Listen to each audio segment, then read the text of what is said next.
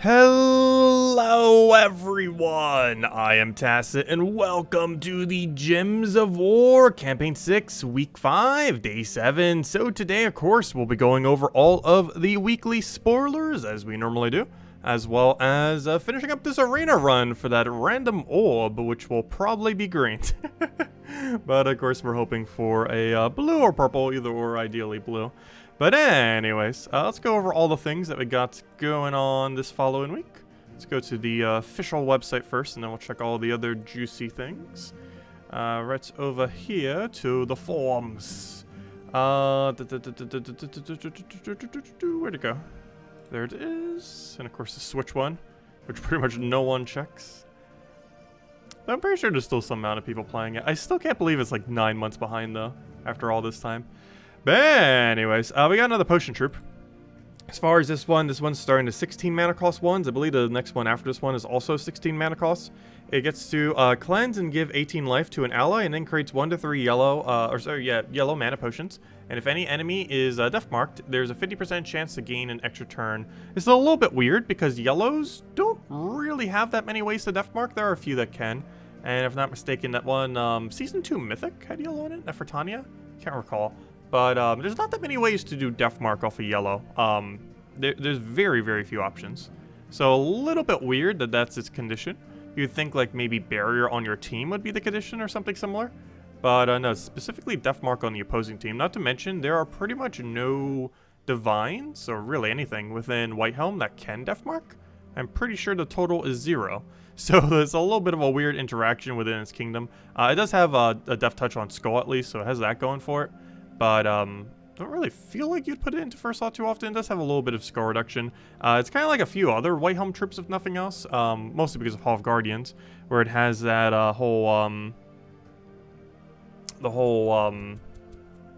score reduction with spell reduction combination. Unlike the other ones that have 50% score reduction with a 25% spell reduction, it has a 40% score reduction, which is still decent. And with Death Touch, it can be used a little bit. Overall, I don't know, I just don't really feel like you're going to really end up utilizing it. It does have a cleanse, which could come into play, but there's so many better ways that could end up doing it. Has very low chance of extra turn, even if you do have Death Mark. The chance that you're going to get an extra turn is slightly over 50%, because of course you have to factor the fact that the 1 to 3 yellow could technically extra turn, though obviously very unlikely. You're most likely getting off the 50%. Personally, not a huge fan of most of these 50% troops. Their consistency is generally too low. It's kind of the same issue I have with using Beatrix most of the time, even though Beatrix is amazing. It still has those instances where it does an extra turn. And all these potion troops have a substantially higher chance of not landing that extra turn. So you have to be really careful if you're going to be utilizing them.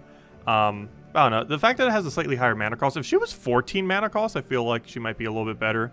But at that 16 mana cost, I just feel like it's going to take too long to get her rolling. And compared to all the other things that you can do for a similar amount of mana, probably not going to mess with her much. Unless you're really building out like a Divine or Knight team. But then again, would it even work with a Divine team? There's so many billion other Divines that could do it. Maybe a Knight team, I guess. I'm not sure.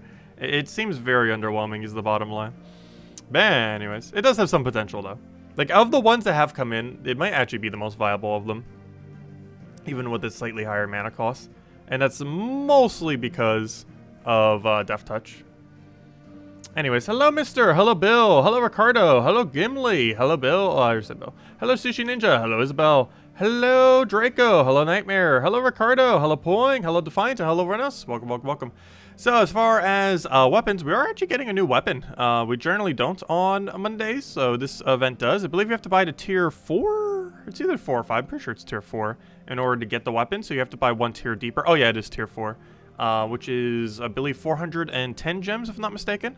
So if you don't already buy to that point, you might have to spend a little bit extra this week. However, you do get a weapon out of it, so probably worth going to that point. As far as the weapon, it death marks an enemy and then it deals damage, boosted by yellow gems. And in standard fashion, there is no boost ratio on the forum to state what on earth its boost ratio is. And I can't type. Let's try this again. Let's try it again. Third time. Let's see. Okay, 4th time. The second time I clicked enter. What am I doing wrong to type it? Am I just that bad at typing right now? There we go. That's the only problem with having 3 keyboards set up, is they're all in a different location. So like the way that you would normally type is different for each one of them, since they're at a completely different location on this desk. Let's see. I came here for boost ratio on the weapon, which is a 2-to-1? That seems very low. That has to be a mistake. Death mark an enemy, deal magic plus 3 damage, boosted by yellow gems at a 2-to-1. Well, the weapon's useless. That is a very bad weapon. I guess it does have curse going for it, but still. So many things that would do that better. Yeah, that weapon is horrible. But you'd still probably want to get it for completion's sake. It's another one to go max out and all that. And just so you don't have to buy it with resources later. But as far as actual usability, you are never touching that thing. You might as well just use Rope Dart. It's literally the same mana cost, but like 10 times more inferior. Anyways, as far as the battles, it looks like it's going to go through those phases again, where it only chooses from 2, then it chooses from 4, and then chooses from all of them. Basically meaning it'll likely just choose from the easier 2, then the 4, and then all.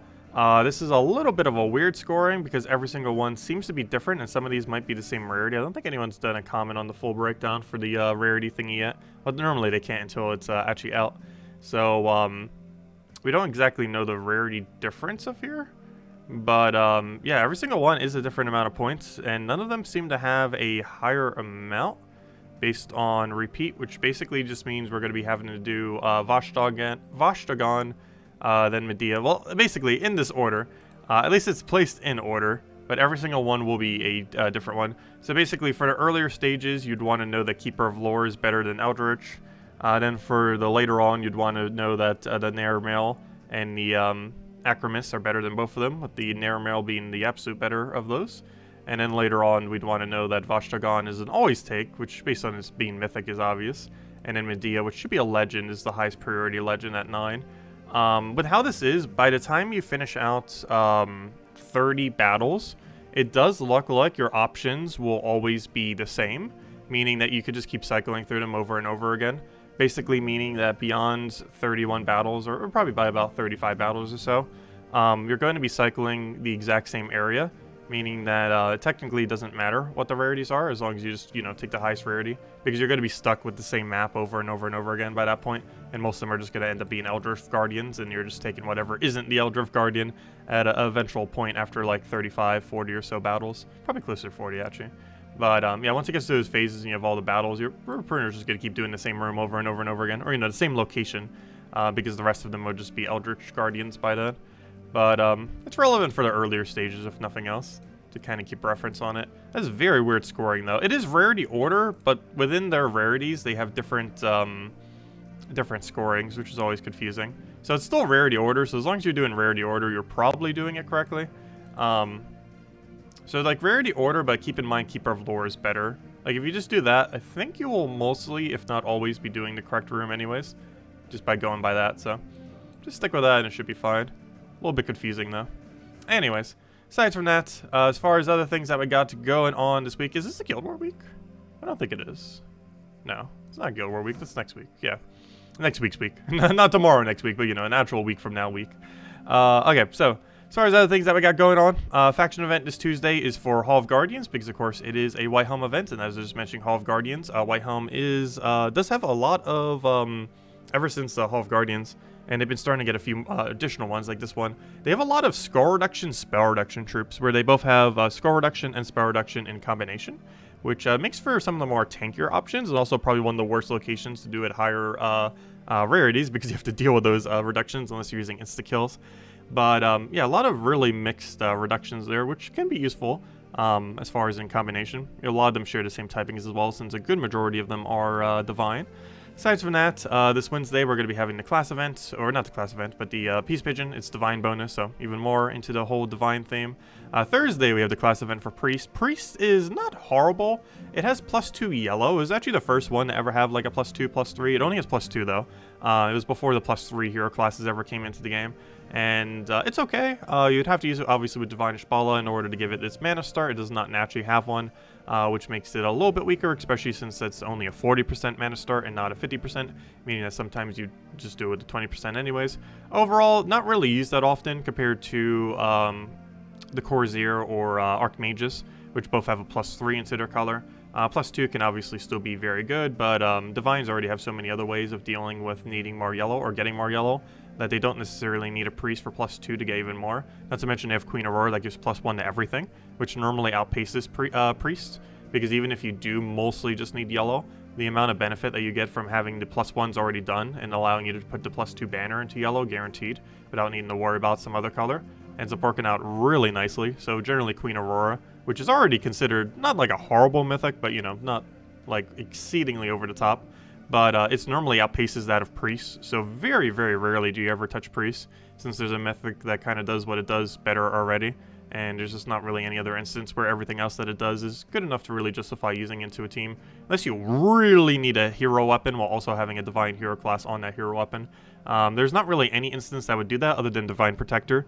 Divine Protector weapon is probably one of the saving graces for Priest, and probably the only instance where it is actually more viable than running something else. Mostly because it boosts based on how many divines you have on your team, and it of course counts as a divine itself, and feeds yellow into your team, which you do even more because of the Priest hero class. So there's that instance going for it, but every other instance, not really much. And aside from that, we got Bounty Hunter next weekend, which is definitely better than our Arena event, that's for sure. And even takes less time, oddly enough. Bounty Hunter takes about 2 to 3 hours, though. It could take more or less. But I feel like it's around 2 to 3 hours on average. Other factors can change that slightly. But it falls around that amount of time frame. So if you just did an hour a day for all 3 days, it'll pretty much get itself done. And yeah, there's that. Overall, I believe the new trip isn't anything too good. I didn't actually check it yet. Actually, it'll probably be better to check it in the other location. Nice, neater screen. So if we go over to troops and go check it real quick. Oh yeah, I forgot to go get the whole link. Let me go get a link. So we can go put it over here so we can actually zoom in correctly. Since this browser does not like to zoom in.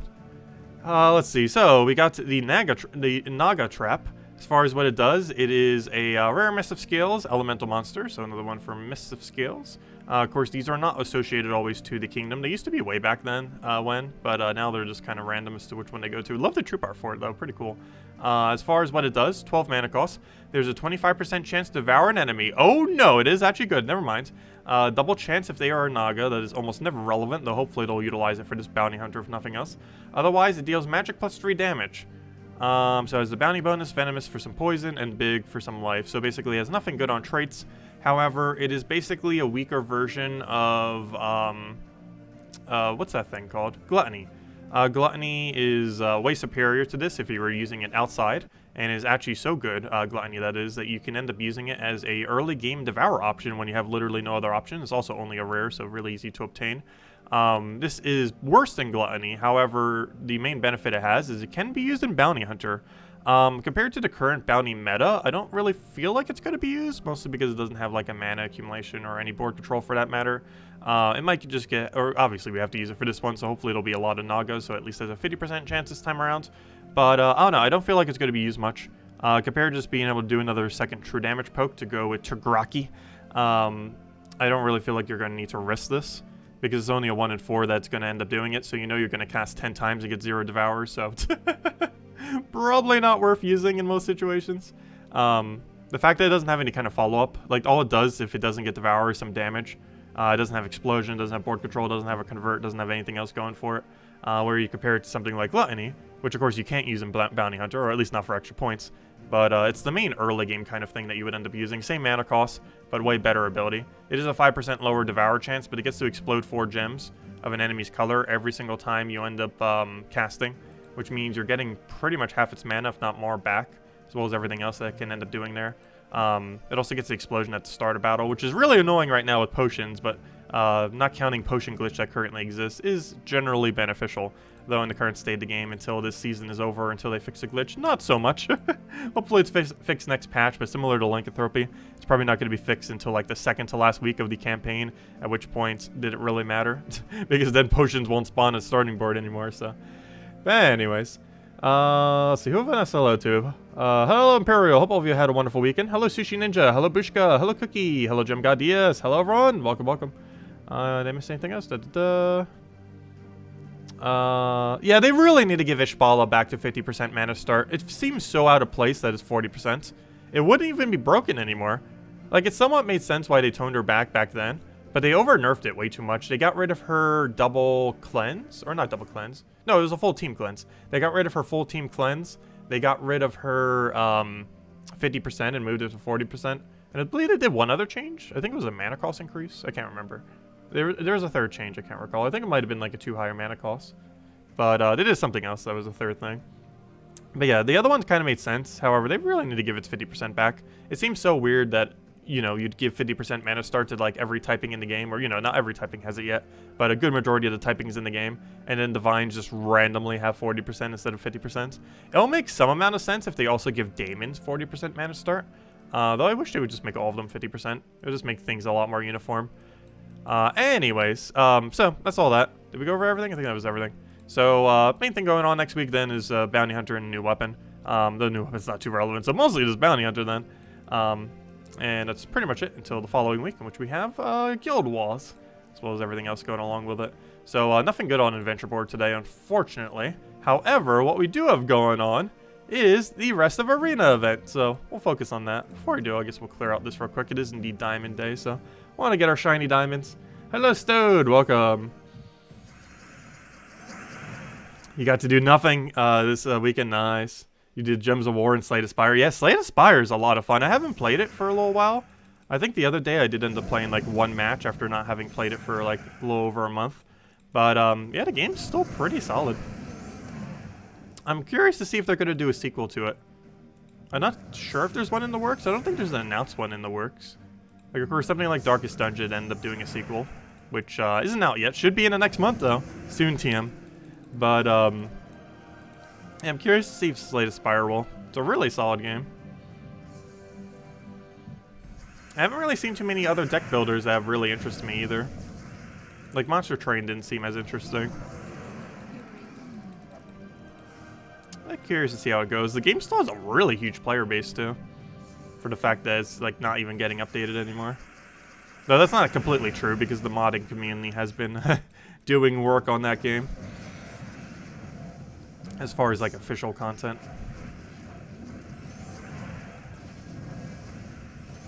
How can you stop after one run? Well, I've already completed out the game to as far as you could possibly do it, unless we start doing DLC. We've gotten everything to level 20. We've done a run with everyone. Unless we just kind of want to grind out more runs for the fun of it. But everything like that can be completed in the game has been done. And of course, don't forget to throw down 50 gems for the little bit extra resources. Always worth it every single time, every Sunday. It's questionable if it's worth it on every other day. You could go for it if you want, if you have the spare gems. It really helps you try to get closer to more mythics, as well as the resources that you need to craft weapons. However, Sunday is the really good day because it gives pure diamonds. And, yeah, really good amount. It's like 84, 85 because of shards you have to keep into account as well. But anyways, so main thing we're going to be doing, obviously, is finishing out Arena. We got a lot of Arena to do. I believe we have to do 5 runs, 6 runs, in order to go and get the rest of the grind completed. So that is exactly what we shall do, and hopefully not lose again. We had a really bad draft earlier. We have not repicked a single time, though. I like doing it that way. Makes it more challenging. Anyways, we got a 16 scatter. Oh yeah, this was the first time we've ever seen this around in Arena. Dragon Spirit. This came out a month and a half ago, 2 months, somewhere around there. Ended up coming out and, with that 50% Mana Star Dragon. Enchant's really strong in Arena. Its scatter damage is pretty underwhelming, but the fact that it has Enchant makes it slightly tempting. The only problem is this is our Epic. This feels like an ultra rare. In the context of Arena, at least. Let's see. Deals damage to an enemy boosted by skulls at a 2 times, so he's probably got a 1-shot. Interesting. It's not horrible. We could make it our first slot. Deal damage to an enemy, and if they are tower, explode 3 reds. Okay, so it's basically just gets to explode 3 reds and do standard damage. That's okay in Arena. Its damage is a bit underwhelming, though, since obviously there's no bosses, or I mean towers to do extra damage to. It's definitely a toss-up between Dragon Spirit or Gorgak. I'm tempted to do Gorgak just because he's actually going to secure a kill. They both effectively do about the same amount of damage, where, you know, if there's at least 3 skulls, he'll be doing 16. This will do 16. Of course, this one does have the side effect of Enchant. The only problem is, if I use this, I'm going to want to use it in second slot, so we're going to have to get a different first slot. I think I am going to go with the Dragon. So we'll go with that. We got a different first slot if we want. Deal damage to the 2 weakest enemies. If the enemy dies, gain an extra turn. Problem is, we probably don't want to do that first, so it does have the attack value to do so. This deals this damage to the weakest enemy, which is basically just a weaker version of that. Though it does get to destroy all purple gems if the enemy dies. And that is destroyed, so we do get the mana accumulation from it. Which wouldn't be horrible. Either or, they're both blocking by 1. And alternatively, we can go Berserker, which is okay. It takes 2 damage to itself, but it gains some attack. Overall, kind of underwhelming amount of damage, so I think we're going to go for Shadow. The automatic extra turn could be pretty nice. Well, not automatic extra turn, but, you know, if we get a kill off it, which we should be able to. Mermaid seems like the pick here. Going to be pretty good mana accumulation. Alternatively, we could end up just using Hellhound in first slot, have Dragon Spirit behind it, have Sister as a backup, and that sounds like a really good plan, so we're going to do it. It either burns or diseases. Ideally, we want it to burn every single time, otherwise the value will be kind of underwhelming. And at this point, I think we draft gold just because we don't have a brown. Deal 6 damage to the first enemy, eliminate 1 of their points, and destroy 6 gems. He used to be like Thrall in that he had like the infinite amount of gems. That would make him worse for Arena, though really good outside of Arena. Now he's actually better in Arena, but worse outside of Arena, so go figure. And I think that's our team now. Okay, let's go win. That should be fine. We have 4 damage sources and no real mana accumulator other than Ghoul kind of doing a little bit. However, we do have Enchant chance, so if we end up getting Enchant, that will be pretty much all the mana accumulation we'll need for the entire battle, because everything casting once will pretty much just wipe out the entire enemy team. So ideally our main focus is going to want to be on getting as much yellow and purple mana as we possibly can, cast the ability, and then ideally just win instantly. That is pretty much what we're banking on. Oh yeah, we don't use blue. I was trying for extra turn at least, but didn't get it. We'll try for yellow off of Sky. Didn't get it, but we also have enough mana just to get this here. We did land Enchant, and now we won. It's already over. So that was easy. I use 1 Enchant, and we just win. That is pretty much this team in a nutshell. So we're going to hope for burn. Oh, you hit random target, don't you? You are a random target. That is unfortunate. I thought you were targetable. Not too big a deal, though, because we could just get an Enchant again. I'm actually going to hold. Yeah, I'm going to hold, because I want to go and cast this for an extra turn and then re-enchant it. So worst comes to worst, it's going to be good to go. Never mind, it's already enough damage to win. There we go. And that's what happens. Since we have 4 damage sources and we have access to enchant, the second all of them cast 1, we basically win the battle. There'll be a few situations where we won't, but a good majority of battles will just die now as soon as we cast enchant, which is the game plan every battle now. Okay, please enchant. The bad thing will be the 25% of the time where it doesn't enchant. So far we got lucky enough where it has landed every single time, but you know it's eventually going to not land. Also, unfortunately, got disease there instead of burn. Would have been very beneficial to have the burn there. We did regain enchants, as can be seen by the fact that we have them all again, which is rather convenient. Nothing's in kill range here, so we'll do this, and would hope that it would bring something to kill range. Unfortunately, it doesn't, so I'm going to have to Ghoul here. And now that brings him into kill range, so we can do that, then throw another split, he'll die, and then we have 1 HP left on him. And once again, we got enchant. 3 in a row, gosh, or technically 4 if you count the previous battle. We are very soon going to not enchant, but we just got 5 enchants in a row. So getting really lucky off of 75% right now. Even when we don't need it, we're still getting it. What's that, Lover? Man, welcome. Hello, Tyron. Crazy busy weekends. Well, hope everything ended up going over pretty well. What do we even go for here? I'll throw that down. Will Half Guardians be easier to complete next week? Technically, yes. Because we're probably going to get 10%, 20% extra bonus. The only problem with that is the Gargoyle and the enemy will be even more deadly. But it'll make it easier if you can cast more than once before they cast to kill it. So, technically, yes. Because it'll be easier to kill the Gargoyle as long as you can get mana quick enough. The problem is getting mana quick enough, which doesn't have consistency. But yes, it would be easier to do next week, technically. Not much easier, though. It's a very minuscule amount of easier, and it makes their Gargoyle even more deadly when it does do its thing. You gotta hope that you can cast more than it, because that's the only way that you're gonna gain extra value from 20%. That's assuming it even has 20%. But assuming it does like Divine and Half Guardians is the 2 10%, then everything in Half Guardians would have 20% bonus, if that is the case. Because isn't everything there Divine? I'm pretty sure it is. Isn't it Divine Construct? Pretty sure everything there was Divine Construct. Unless I'm recalling it correctly. Well, unfortunate giving him the green there. I'm actually going to give him the skull deliberately, because I want mana. Wait. He didn't take the skull? Okay. That's fine. It's better for us. And once again, to keep up with our enchant streak, we are on like a 6 or 7 enchant streak right now. which is going to make the time that it finally misses even more devastating, because we're kind of expecting it every single time, and now it's just going to randomly miss. Okay, there we go. Finally, we end up missing one, though that was a very unconsequential miss. It would have helped to have gotten it, but actually, you know what? Maybe it was a consequential miss. Gosh, the thing has so much stats this week. A double charm is very devastating when he has... Well, it doesn't give him any extra damage, but it makes it so he's a lot more unkillable, which is the big issue here. But yeah, that enchant actually did do us bad, because we'd have full mana on both of them right now if we had enchant. But we don't. Oh no, he got a skull there too. Oh no. Still winnable. He can't charm us anymore. So there's that. Problem is we're in sudden death and one of them has barrier spam. And the only color we use is brown, and he uses 4 colors.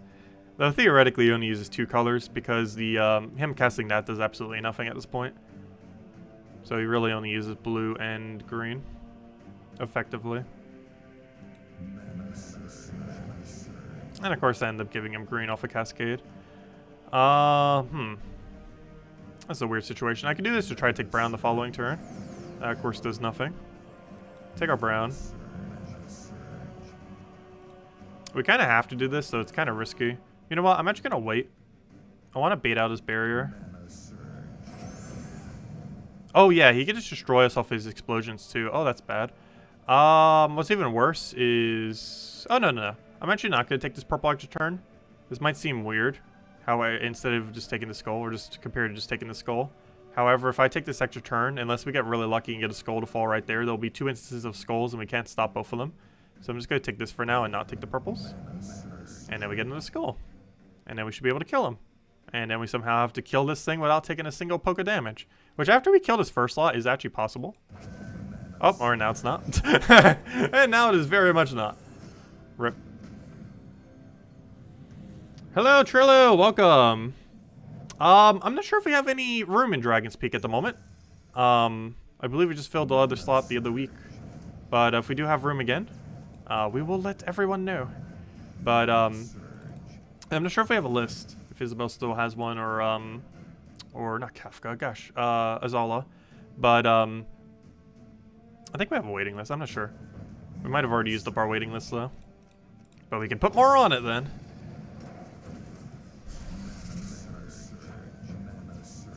But I believe at the moment we don't have a spear slot. Hello, Barbara. Welcome. That was a really lucky skull there. We actually would have lost if we did not get that skull. It's the only problem with this team. We have a really high attack on a lot of them, which means we have really low durability. So that anything that has really good multi-hits, we keep dying to them too quickly. I'm not even sure who's highest priority here. He's obviously going to try to kill something. Good, we got burn. It's pretty lucky. We just basically match. We just do that and then this kills, or not. Okay, this kills. Alternative plan, just keep going down the line of damage sources. There we go, one more.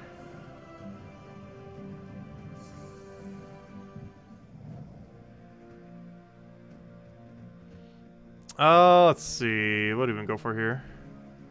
We'll take over the purple over there. Get our mana going. Take the other thing.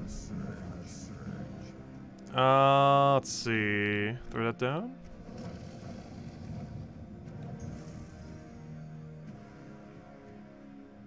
Oh, sorry, the Drew. I didn't see your question. Also, hello, the Drew. Do you try to make diagonal gem matches sometimes because of Puzzle Quest 3? In the past, I have. I've gotten used to not doing it, though. But yeah, didn't you just start playing Puzzle Quest 3 recently? You did mention that the other stream. Yes, you will do that a lot, like the first few weeks or even month after playing Puzzle Quest 3. But you get used to not doing it again in Gems of War. But yeah, initially I did. Like back in March and April of this year. Like we were doing it like crazy high amounts, wanting to try to take diagonals. But now after a while you get it situated. There's 2 different playstyles for the game. But initially, yeah, it's definitely an issue. Where you try taking so many diagonals in Gems of War, which obviously you can't do. Whereas in Puzzle Quest 3, you're aiming to do that as much as possible. We are about to die to burn. That is bad. Though it's not the most useful thing on our team. I'm actually going to take a brown here just to start getting some more mana. He actually cleansed it on the last possible turn. The only problem is he has scatter damage, so that's going to be almost completely irrelevant. Even though that's amazing he just cleansed, it means almost nothing because scatter just kills as if he was already dead anyways. Oh, that's very unfortunate cascade for him. Did we just double lose right at the end? Unless we get really lucky, yes. Really lucky, go. Yes! I'll take it. I counter your luck with luck. Two can play the absurd luck off a Sky game. There we go. That was insane. We can still lose this though. He's about to go and get up to one-shot range with his attack buff. Because now he one-shots almost everything. Definitely our first slot. Soon to be our second slot. Oh, that's nice. Oh, that's even nicer. There we go. That was almost very bad. Oh, it's our first offer. Boo, 4 chalices. That's useless. Hopefully our other 2 will be a little bit better. Oh yeah, what did I have for my other offers? Oh yeah, I already took them earlier. I already sold them. I got the Writs on sale for 25% off. Which basically means it's 1 gem per Writ.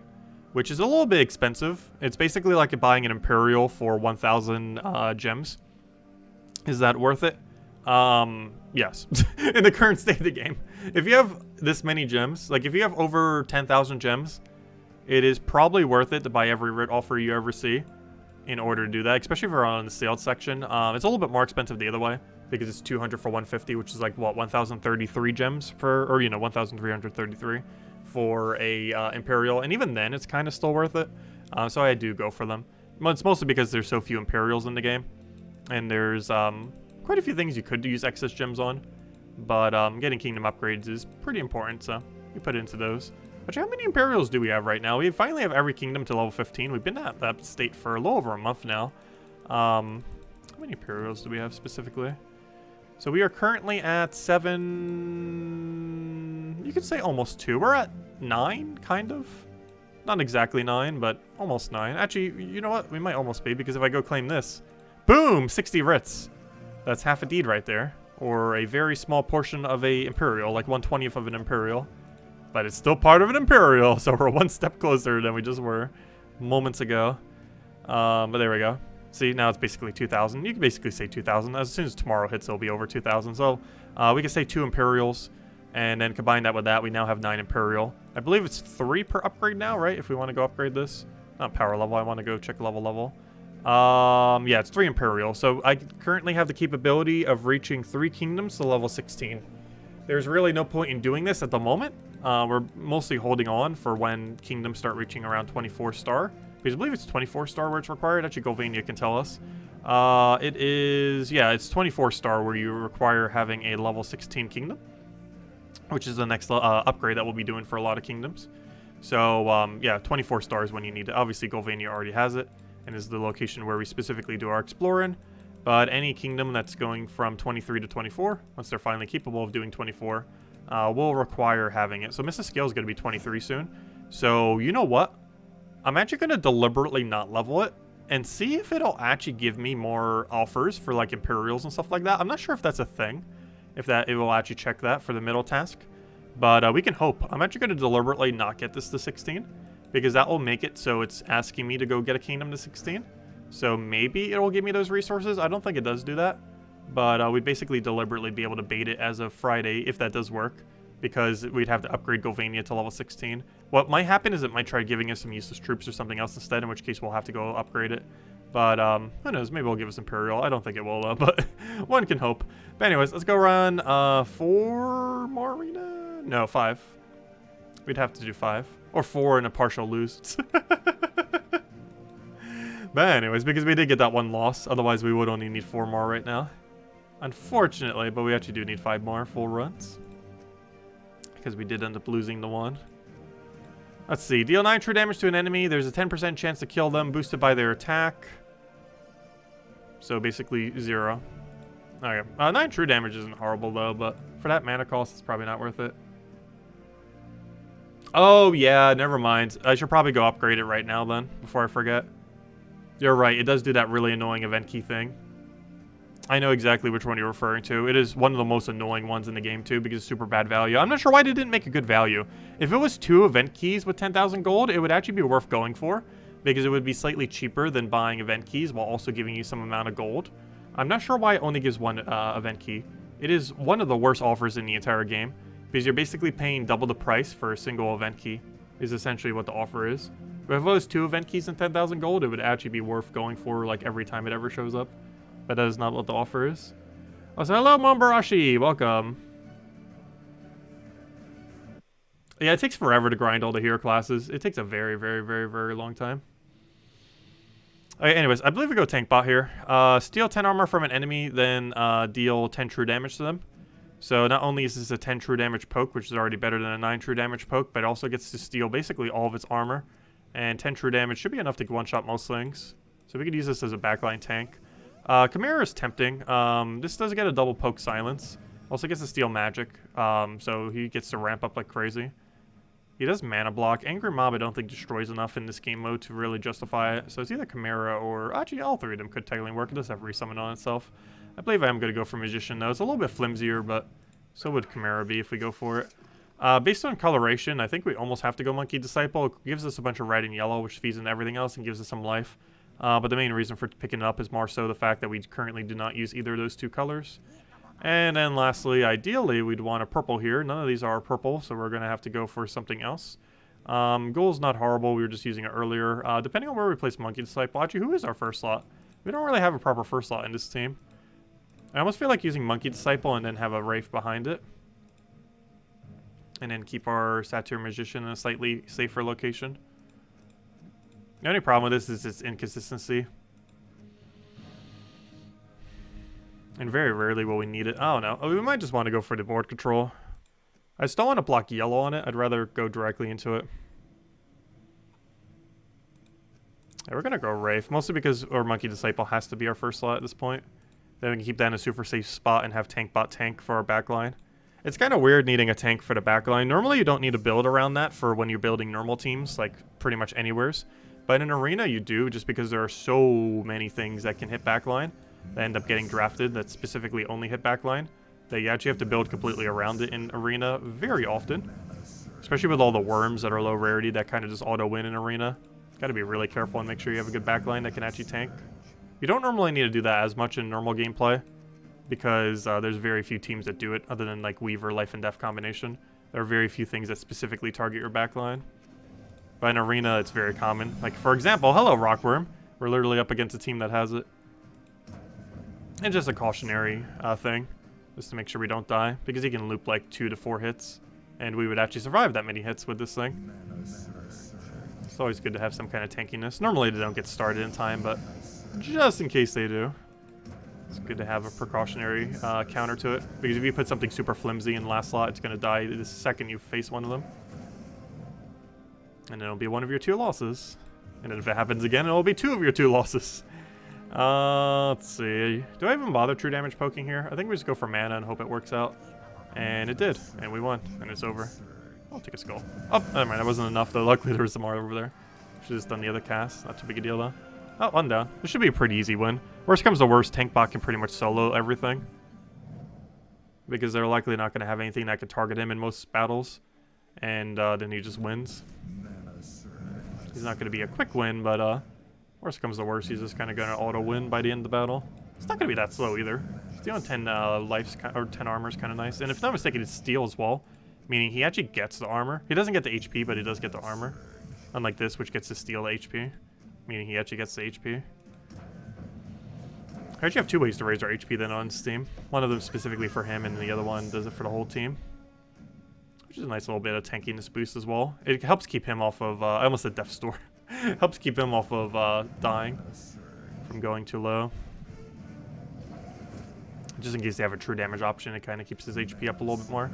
He obviously has plenty of ways to doing it for his armor, but doesn't have a way to gain HP. Whereas Monkey Disciple actually does that for us in this team.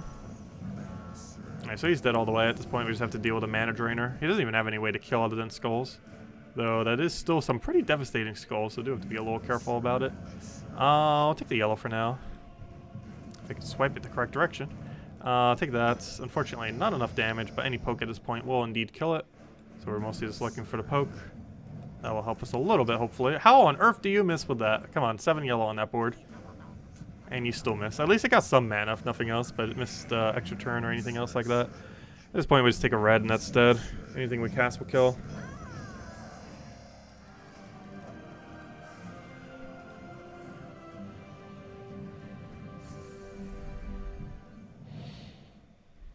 Yeah, that is something I'm kind of curious about, how Darkest Dungeon 2 will utilize Death Door. Because it looks like they're getting rid of a lot of the RNG from Darkest Dungeon 2 to make it a little bit more consistent. Honestly, it seems like they looked at Slay the Spire and they were like, let's just make Darkest Dungeon in the Slay the Spire. That's pretty much what they're doing. Because Slay the Spire has a lot of consistency with what things do. Like, ridiculously high consistency. Whereas Darkest Dungeon 1 went like the exact opposite route, where everything is just like pure RNG. Even though there's skill and everything to it, it's still like, there's a lot of luck rolls that are done constantly every single battle you do. And it looks like they're getting rid of a good majority of them in Darkest Dungeon 2. And then replacing it with like every mechanic from Slay the Spire. At least from what I've seen so far. Of course, it's not released yet. And even when it is, it's just going to be a beta. But that seems like what they did.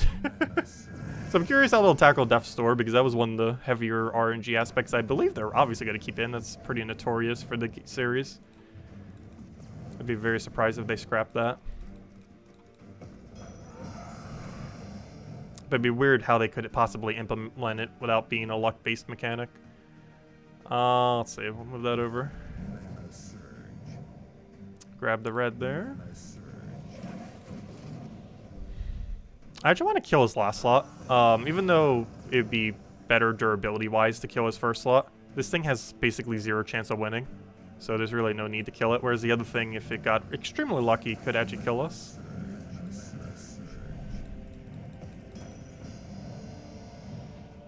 Let's see, I'll take green over.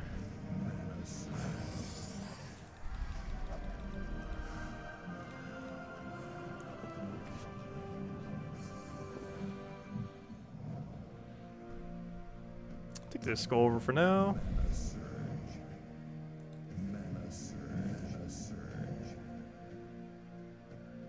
Do we know when Puzzle Quest 3 will be released on Steam? The sooner the better. No official dates, though before the end of this year is exceedingly likely. But as far as what month, we have not the slightest clue. Assuming they'll try to do 2 more patches between now and full release. Or at least, you know, when it comes out to Steam, or whatever they're considering that at that point. It might be considered release. It might still be in beta. I sure hope it would still be in beta. Still needs a lot of work. 2 patches aren't going to completely fix all the issues it has. Unless there's some really beefy patches. But if we are going by 2 patches from now, that would assume very early December or late November.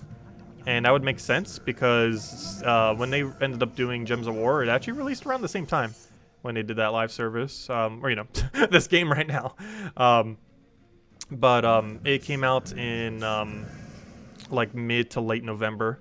And I feel like Puzzle Quest 3, based on current patches, and the fact that they're aiming for before the end of the year, is very likely to release around the same time. Around Gems of War 7th anniversary. They might even coincide it with its anniversary just to advertise it. Because that would make a lot of sense. Since obviously it would have appeal to Gems of War peoples. I don't feel like too many people are gonna, like...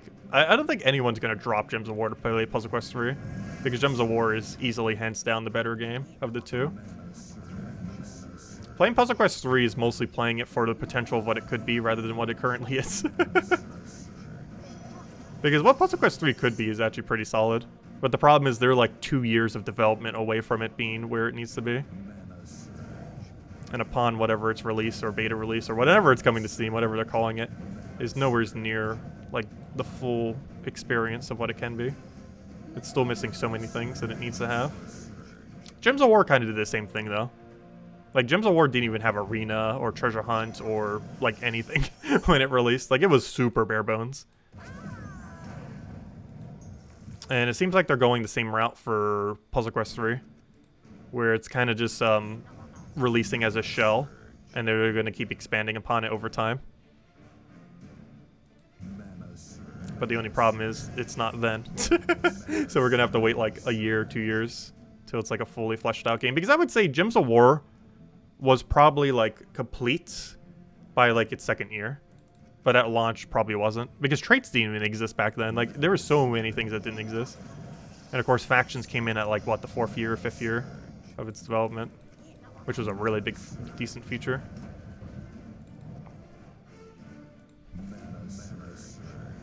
But no, it seems like they're going down the same route of how they tackled Gems of War. So it's a good year or two before it's a finished game, technically. Even if it does release fully.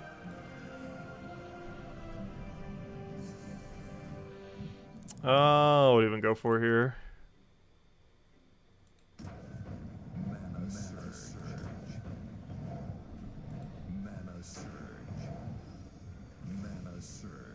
It doesn't even have any minigames yet either, though they did say that they're going to be adding them.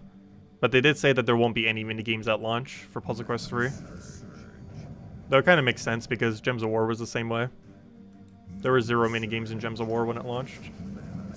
And now it has the whole minigame tab. Though not all of those are minigames, but you know. It went from 0 to everything that's currently in that minigames tab. Which the only 2 real minigames are Arena and Treasure Hunt for the most part. Others are more so just different game modes, more so than minigames specifically. I'm not even sure what we kill here. Oddly enough, I kind of want to go for Egg. Mostly because of the amount of value we get from it. And also because I do not want to deal with Resummon. And also because that's exact enough to kill.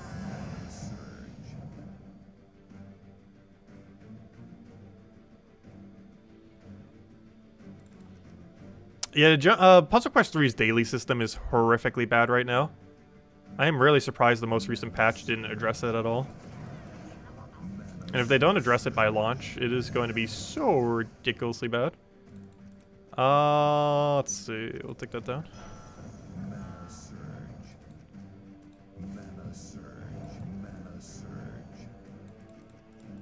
For every side game I play right now, I can do the entirety of all their daily systems before Puzzle Quest 2's daily system is done. I don't even bother doing the full thing most days, just because it's so time consuming.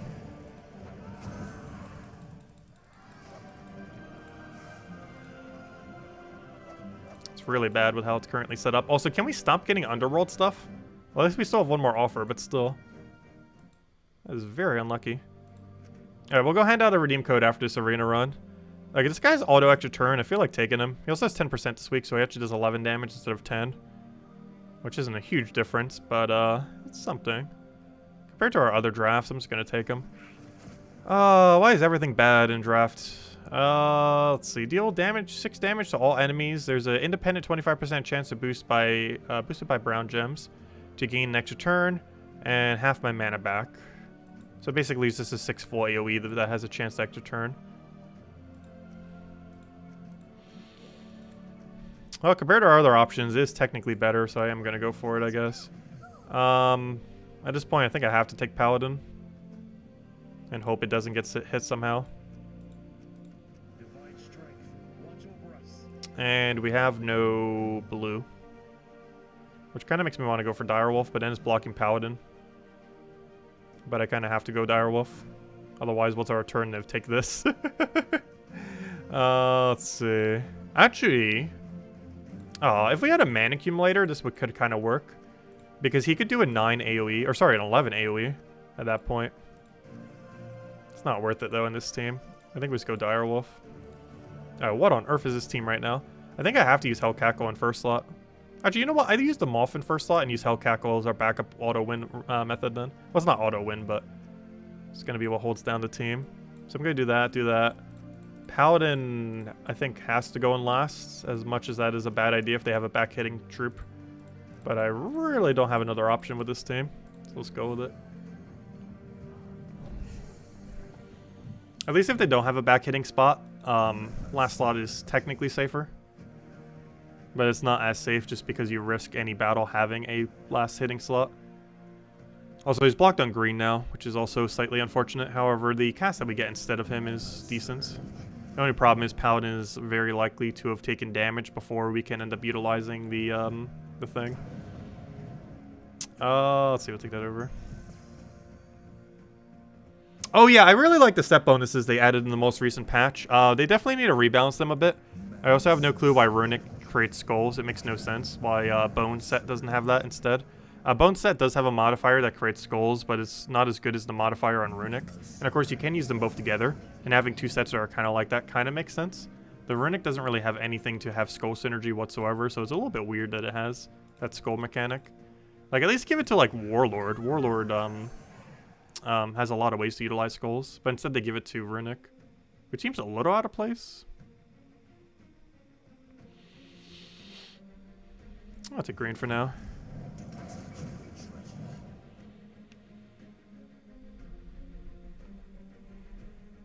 I take all the manas.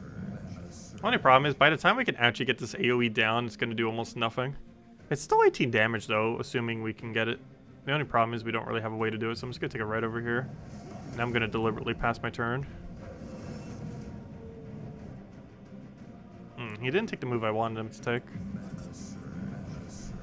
He still didn't take the move I wanted him to take, and now there isn't a way to take it. I guess we just kill it outright. And then take a... Oh, I can't. I'll take a yellow then. The other one's just trap. Hey, Paladin stalls all of its armor. Go kill something. And now that brings it into an AoE kill. Can you please get your last little bit of mana? That'd be wonderful. He's literally going to hit an AoE after there's only 1 troop left to do the AoE on. Rather unfortunate. Yeah, someone in our guild just activated a pet. Guess it makes sense. We do have arena still going on. Yeah, that's one thing that's really bad with Puzzle Quest 3 right now, too. Because they actually have to learn how to balance again. They can't just be like in Gems of War where they just keep adding more new stuff and just hope it kind of works out. Because in Gems of War, they can kind of get away with that because there's just so many options. But they can't really get away with that in Puzzle Quest 3. They actually have to balance, and guess what? They are horrible at balancing. Who could have guessed based on Gems of War? In Gems of War, it doesn't hurt the game as much, but in Puzzle Quest 3, it does very much so.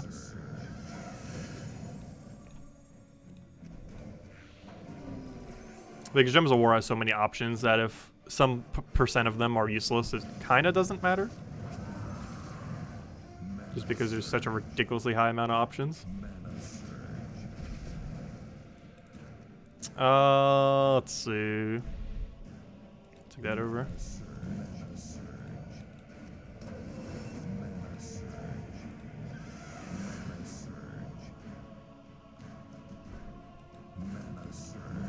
Please gain extra turn. Actually, no. Every single time I finally get the full mana for this thing, there's literally only 1 target left. Which is rather unfortunate.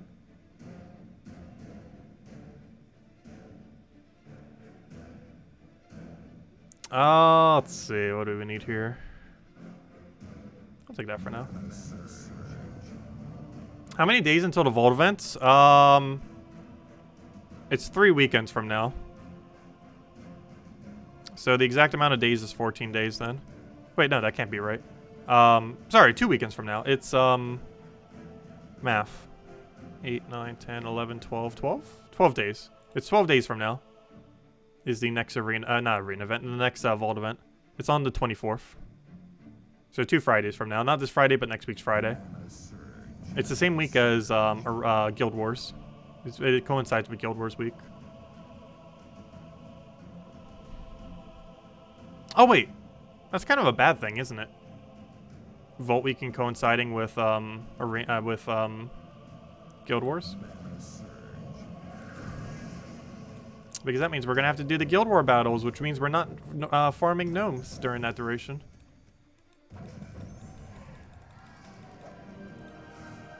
Oh, Guild Wars takes about 15 minutes, give or take. But still, that's 15 minutes. That could have been gnomes. Let's see. Catchphrase is math. Gotta do all the maths.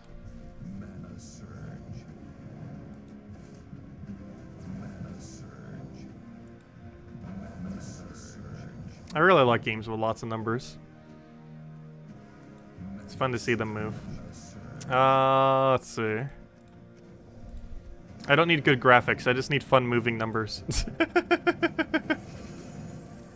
That's all I need in a game. Good gameplay and fun moving numbers that coincide with the gameplay.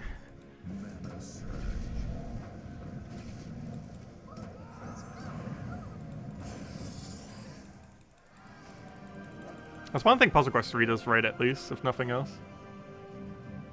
There's a lot of math you can do per turn. You don't have to worry about Skyfalls as much, though.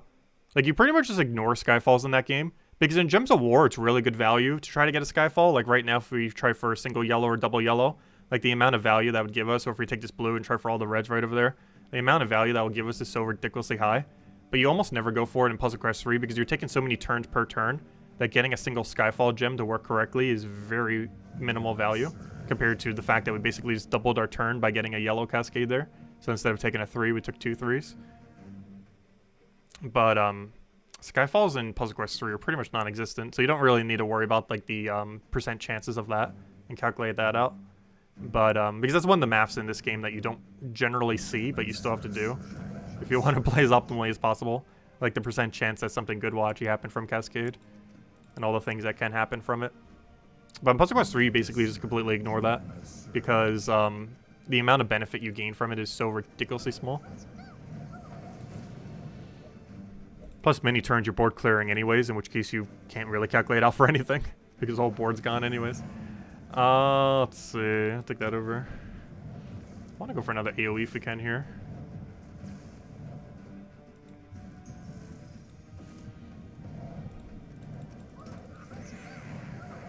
I need to make sure there's not 13 plus purple on the board or he'll start going crazy. We could actually lose this if we get to 13 purple on the board and he starts casting. So I should probably take some of those purples. Oh yeah, I keep forgetting even God explodes. He got this change in December. I completely overlooked it. And every single time now I keep forgetting it even happened. It's one of the few instances where they finally rebalanced one of the ancient troops. They finally did another one. Now they only have like another like 500 to go do. But that was one of the troops that were originally was kind of useless. That they finally made slightly less useless by giving it like 2 explodes or something. How many idle games do I play? Currently none? I have some in the past. RuneScape is probably the idle game that I have the most amount of time in. And yes, I do consider it an idle game. There's a lot of components to it. And there's several genres that you could consider it. But one of those genres is idle game. And I have like over probably 20,000 hours over the years. I don't play it currently though. I haven't played it for years. Also, I think they're in hot water right now because there was a third-party thing that was making like a huge like HD remake of the original classic graphics. And they got it taken down, probably because it makes them look bad. Because I think it looks better than, I didn't look into it too much, but I'm pretty sure it looks better than RuneScape 3, which is, you know, like the high graphics RuneScape. Yet it's literally just a mod for old school RuneScape with the one that has the super really blocky text, which is by design, of course. It's supposed to be because it's the old school version. But the funny thing is it looks better than their actual HD version of their game. So they're like, oh, we should probably take that down. They've made a lot of weird development decisions. They are a pretty gigantic company. But yeah, I haven't played the game for years. Mostly because they kept ruining old school RuneScape. They kept making it more like, not old school RuneScape. And over time, that just made it feel, you know, basically like the old game. And it was like, kind of meh. Because the whole reason for playing in the first place is like, oh yeah, this is like the original RuneScape. And then they kept making enough changes that it no longer really felt like it. Let's see. What do we go for here? But yeah, currently I don't play any idle games. So that's the idle game I have the absolute most amount of time in by far. It's not even close. Do light damage to an enemy if the enemy has full mana, drain their mana. That is very rarely going to be useful for 12 mana cost. Deal 7 damage to the last enemy. Another last enemy hitting thing. If Oof is on your team, which is never going to happen in this game mode, inflict 2 stacks of bleed. So basically 7 damage. You're even worse than her. She gets 1 more damage for 1 more mana cost and a potential full mana drain. This explodes your gems in a 3x3 and it gains 4 armor and barrier. Are we about to pick up a tank? I think we're about to pick up a tank. You carry, what, red and purple? We're going to be way too tanky if I pick that up. The problem is we have no other option. We might have to finally repick for once. This draft is looking very lacking in damage. Like, exceedingly lacking. I'm gonna have to do this just so we have blue spam. What even is this team? Okay, well. I have no clue what we just drafted, but sure, we'll go with it. So we put that as a tank. We put this behind it so it's gonna get a billion attack, ideally.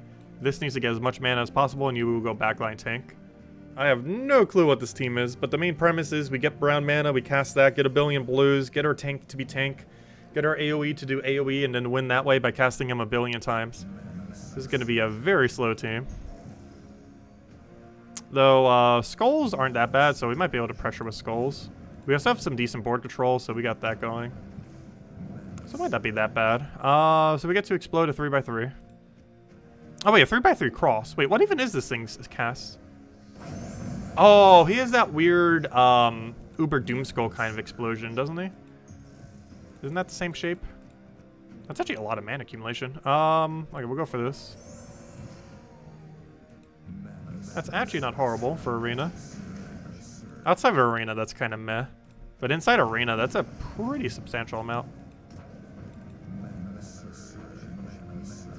Okay, what on earth is this shape, though? Yeah, isn't that literally just an Uber Doomskull explosion? That's the exact same shape as an Uber Doomskull explosion. Interesting. Yeah, it's a 5x5 square without the corners, which is Uber Doomskull. I never noticed that, but yeah, it's the same mechanic as Uber Doomskull, except you don't get the skull damage. Well, you know, of what you explode, you do, but you know, you don't get the extra plus 10 on it. But it's basically just an Uber Doomskull. Interesting.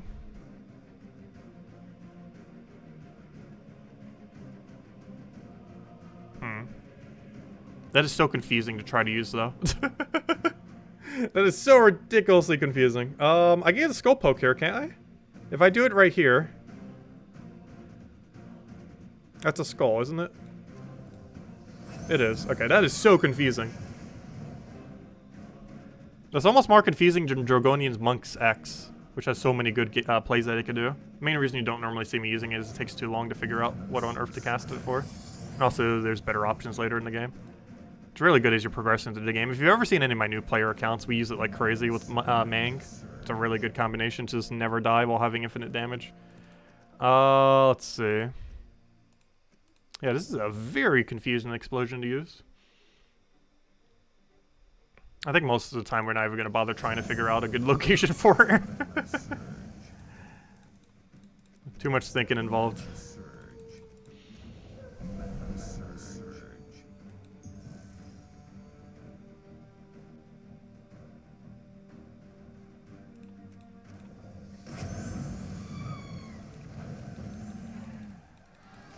Oh yeah, we never did hand out the code after the third one. Let me go do that. My bad. I did say after the third one, and we just finished the third one right before we got into this draft. Let me go get here's the code. One moment. My bad, sorry. Did you say squirrel? Yeah, let me go get the code. My bad, everyone. Let me get it for you guys. Of course, we'll have another one tomorrow night, as we do every single night. 8 p.m. Eastern Standard Time. Tomorrow night, of course, we'll be doing what's it called? We'll be doing going over all the tasks for chapter 6, 7, 6, 7, 6. I was right the first time for chapter 6. Though this stream's nowhere near over yet because we need to go get this orb. But let me go get to see you guys because I think we still have to do 3 more arena runs after this, or 2.5. Let me go double check. It's either 2.5 or 3.5 more runs we got to do. Oh no, why did it not paste? Hold up, 1 second. It did something weird. Oh no. I just deleted the code from existence. There we go. Luckily there's an undo button there because I didn't save it yet. Aha!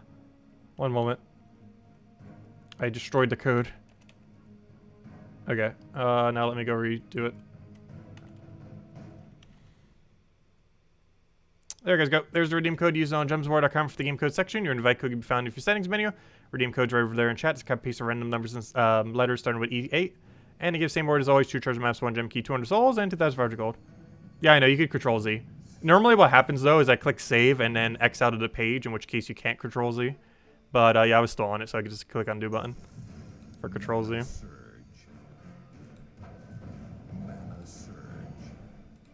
But normally I save it and close out of it completely, in which case you can't Control Z out of it. Luckily this time around I didn't. So it was really easy to fix. Let's see. Also, there is an alternative too. We just have to go dig it up from the stash. That's impossible to delete because it's through Discord. But then we'd have to go into Discord to figure out where it is. Question. Is it possible to explode this to there? Let's see. A normal 3x3 would. Though this overly convoluted one, I don't think it can. Because if I do it right here, what's it gonna do? If I do it right here. No. There's no way I can explode it while making sure the skull lands there. Normal 3x3 would. This overly convoluted one won't though. There's a second alternative plan though. I could try for it off of Sky by doing that. I didn't get it though.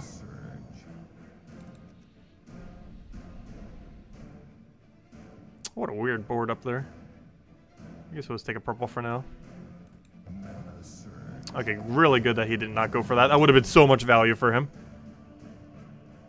That would have been so much value. Actually, I'm going to try risking this. There's enough red on the board that we should be able to land it as we fail. It was worth the shot, though. I know, he's dead. That's why you need to have a backline tank. There's so many things in Arena that hit the backline. Always got to have the backup plan there.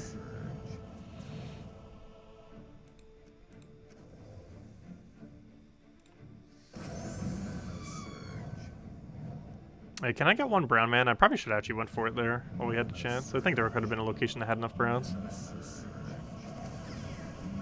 Oh no. I might just go for brown here, hope for blue off of Sky, and then do this and hope we get lucky. Before we do, let me take that though. Before we try for luck, let's take something that's consistent. What's your ability again?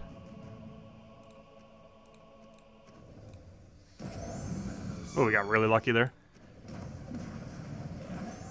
Gosh, stop hitting my first lot. Worst comes to worst, he does have some attack to start going crazy with. Well, it's only 11, but they're all in kill range, so it's enough to go crazy. It's enough to one-shot them, that's all that matters. Doesn't matter what the values are, as long as every skull one hits there. Catch you later, Ricardo. Thanks for stopping by. See you tomorrow night if you're around. Got no problem for the code, everyone. Okay, he still has the barrier from our last slot that died earlier. It's kind of funny. Barrier's lingering for quite some time. Okay, all we need now is one nice AoE. I should probably take a blue that turn, actually. Could do that first, just so we get some mana accumulation off it. Even though he would have been dead to AoE, I didn't want him to poke our shield. We might actually still win with shield up, which would be kind of funny. Like, the troop that had that shield has been dead for like 20 rounds now. And we actually won with the shield. That was from the first troop that died all the way in last slot. He maintained a shield the entire battle somehow. You got another Nisha medal? Nice, congrats. Was hello, Bernice, if I didn't already say hi. Welcome, welcome. Let's see. Always forgetting the hellos. Let's see if we throw that down. I'm pretty sure there's at least like a few people I forget every single time. Sorry if I do. Try to make sure I say hello to everyone. Let's see. I'm pretty sure there's at least someone who gets multiple hellos each stream. I'm really bad at keeping track exactly. Let's see. That's an extra... Not an extra turn, but it's a... No, it's not. I'm still gonna do it. Let's do it over there. Wow, we actually landed off of Sky. Hey, what do we want here? Let's go grab a brown. Yeah, we'll go for brown there. Where's all of our damage? It's the only real big issue with this team, which we knew before, right as soon as we drafted it. It really lacks damage, but it has a lot of options to still win with. So it's not as big a deal that it doesn't have damage. Well, it does have damage, but you know, it doesn't have a huge amount of damage. If anything, we've been overly drafting damages today, so it's nice to kind of have an inverse of that as our team. Because we've taken a lot of teams today to have too much damage, but not enough support. And this team is kind of the inverse, where it has way too much support, but not enough damage. Though enough to still win. Because theoretically, we only have one damage source, and it's the one that just casted. The only other way we really do damage is North Render when he does his high attack after first slot dies. Or our first slot because he could just explode skulls or do weird things on board to try to get skulls. after hurting our brain to try to figure out where on earth to cast it. Let's see. Throw that down.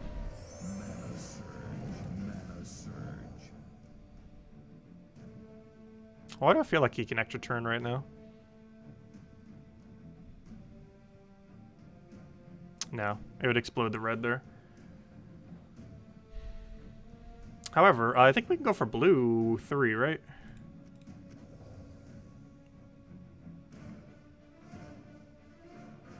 If I do this...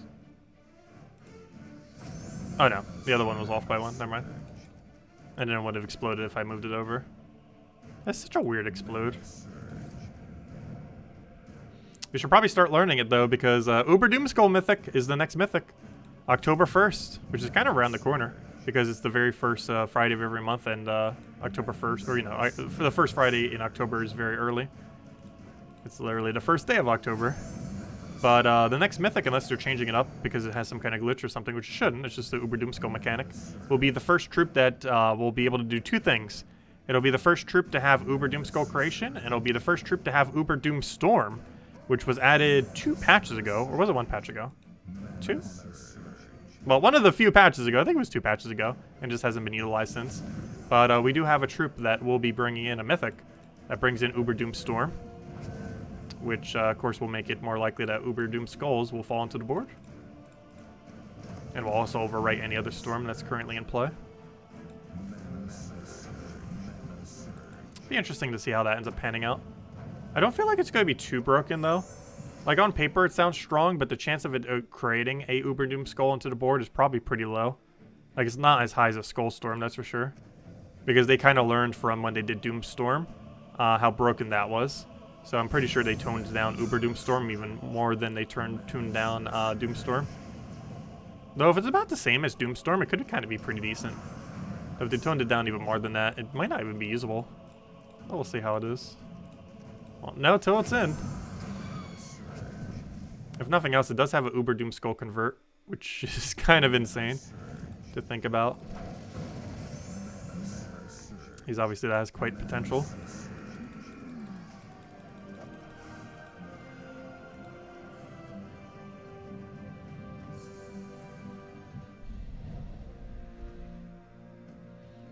Yeah, hopefully it won't be super ultra broken though, because I don't want it to be too weak or too broken. The problem when it was too broken, if anyone remembers when Doomskulls came into the game about 3 years ago, or 2.5, whenever it was, or somewhere around there, it was super strong when it first came out.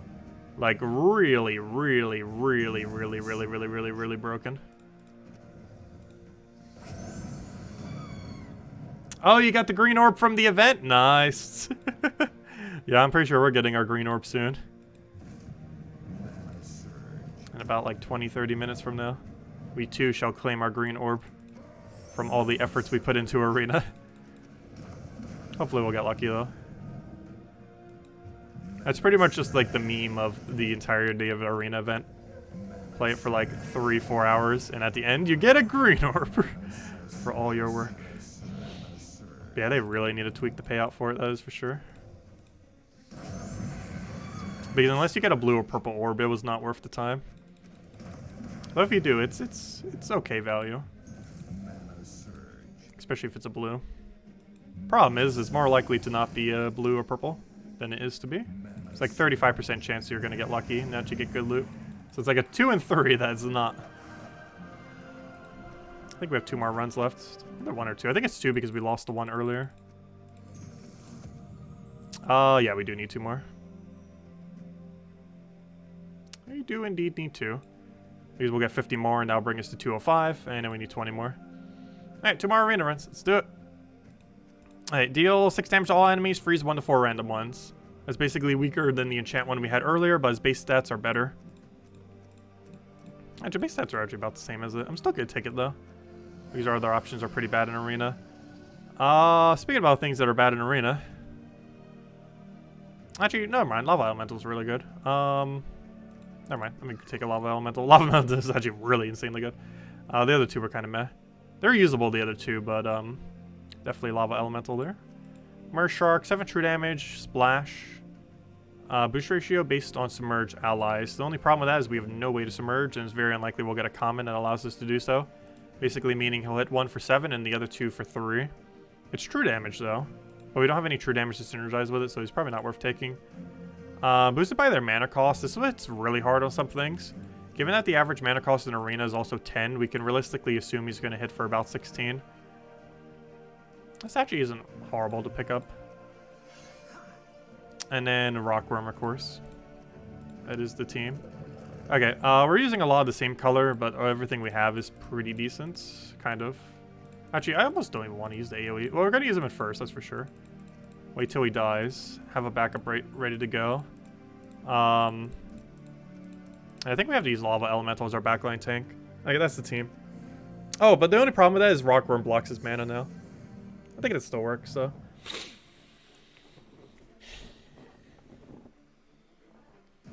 Okay, let's keep going. Also, if anyone still has any other questions or anything you want me to go over to, let me know. As we go through our last 2 arena runs. So it's still going to take like 20-30 minutes. What do we go for here? Gosh, I got sniffly nose. Hopefully it's not allergies again now. I'm pretty sure it's just a standard sniffly nose. Oh, you know why? My mom ended up getting the dog back again. It might be from that. I was thinking, like, why on earth would it do that? It might be the dog. She's babysitting the dog again for a couple days. That's a really annoying dog. Like, imagine everything bad you would associate to a Chihuahua, and that's basically what it is.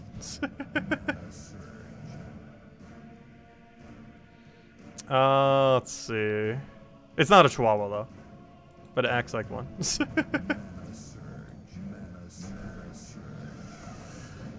What do we go for here? Take a Rockworm for now.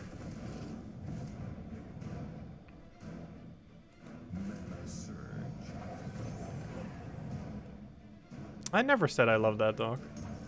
Let's see. He's a very annoying dog.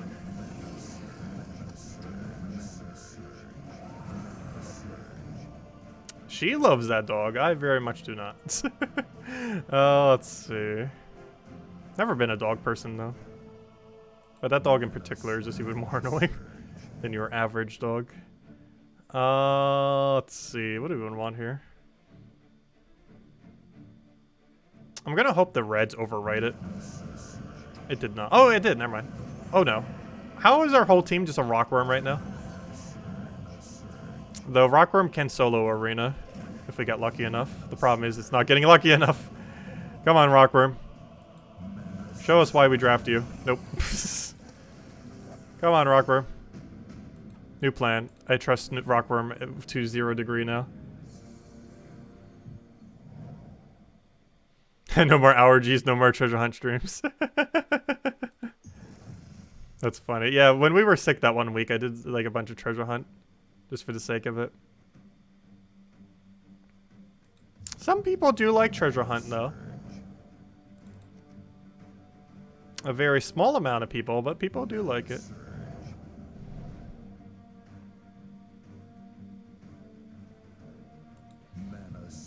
What do we go for here? I'm hoping that Puzzle Quest 3 does good minigames, too. They gotta at least bring back the really iconic puzzle ones, because I'm pretty sure there's algorithms that you could do to literally auto-generate them, so they wouldn't even need to do any work beyond creating it initially. And then just have a different one every week. That's the same for everyone, but randomly generated off the algorithm. Let's see. What do we go for here? I think it's some red. It's the most important thing to be spamming right now.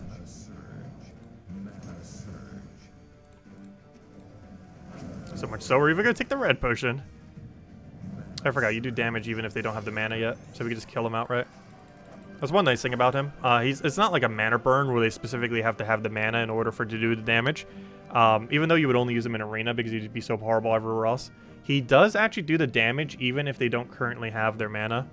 So that's a pretty nice factor with him. So for example, if they have like something with a 13 mana cost, he'll hit for 19. Even if they don't have any mana yet. Which is pretty decent, at least for Arena anyways. Obviously in general that's kind of meh. But in the context of Arena, it's decent numbers. I was hoping for Surge, did not get it. Gonna have to take another brown even though we could have skull option there. That one I will go for though. Do I have a drop here? No. I can take a blue though. We don't really, actually I do kind of need a blue.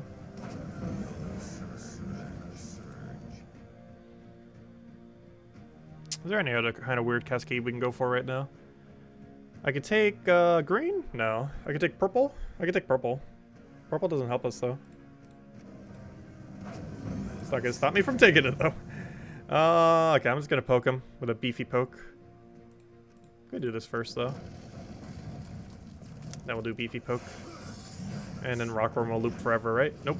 Gosh, Rockworm is not doing good for us today. Getting really unlucky. I'd even get a single brown to go get our thing to full mana, unfortunately. Come on now. At least do that. So we can go win. I'll take the browns there. Oh, nice. Actually turn off this guy too. Just kill whatever. Or target it wherever to kill. Well, Treasure Hunt from Gems of War kind of is the treasure minigame from Puzzle Quest 2. Though, it takes way longer in Gems of War. Yeah, the one in Puzzle Quest 2 takes like 30 seconds. I believe you're on a timer for it too, weren't you? Which kind of fits pretty well in the fact of Puzzle Quest 3's entire thing is timer based. It would also give a purpose to speed, having more time for it. Wasn't that time based? I know it was turn based. Like a turn limitation, but I think I also had a time limitation too, so you couldn't just wait forever to figure out your move. Or maybe it was just a turn limitation. I know for sure I had a turn limitation. I can't remember if it was both.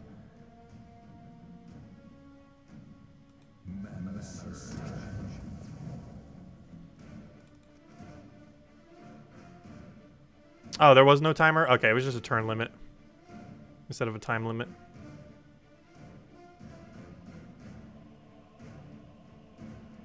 I gotta give him a skull. Oh gosh, that's a really unlucky cleanser. Well, lucky for him, unlucky for us.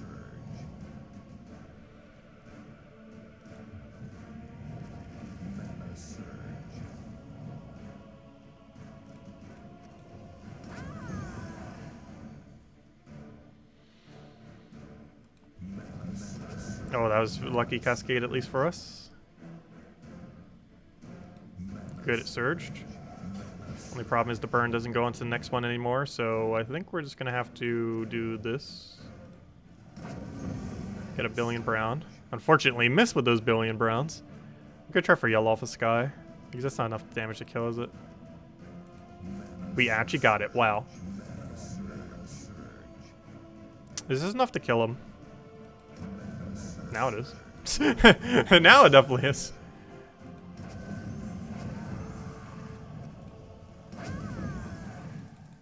Gosh, level elemental is broken. He's literally our whole team right now. We have no team, it's just lava elemental. It is literally just a lava elemental surrounded by 3 squares that help keep him in place in the safest location. That is our team. Pure lava elemental, nothing else. Come on, Cascades. Give us something. That's something. Anything else we can do with this? I could take a red.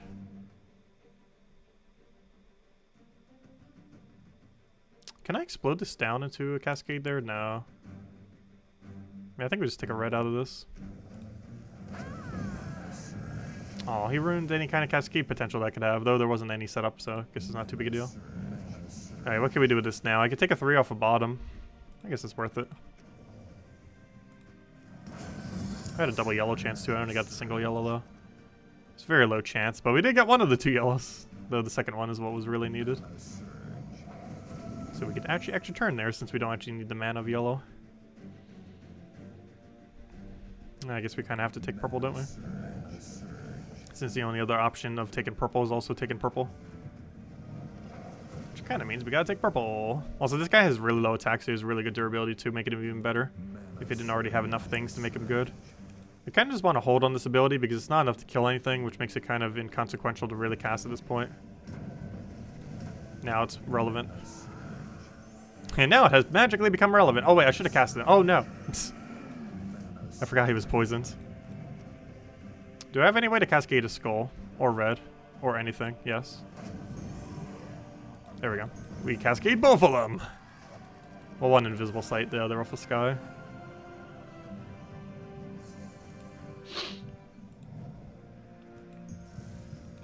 And only one more arena run after this. And technically, we don't even need to get a full win streak either.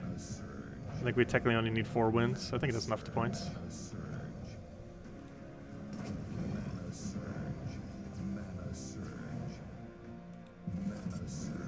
Alright, 1 down. To the good old burn. 2 down. There's no way to take a skull out of this, can we? What's the most viable thing we could do?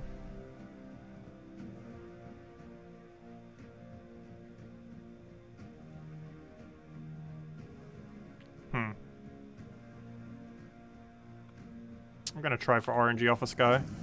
Didn't get it though. Oh, he also has one of those. Zeddicus isn't as good though. So it does one-shot anything that's ever a construct. I'm curious to see how that will be once we get a construct hero class. That troop might just magically come out of nowhere. Since it's really good at killing those. Oh yeah, here's the redeem code from earlier. Pretty sure it's used up, but here it is if any of you haven't claimed it yet, if it's still good. Just in case. The same reward as always, 2 treasure maps, 1 gem key, 200 souls, 2,500 gold. On the usable on PC mobile of the game, version of the game, and definitely feel free to leave a like on the stream, helps out a lot and is greatly appreciated. Same one from earlier though. But anyways, let's go run our last one, and then let's go see what we get from this orb. Also, if it is a blue orb, I will hand out another code. Another new one.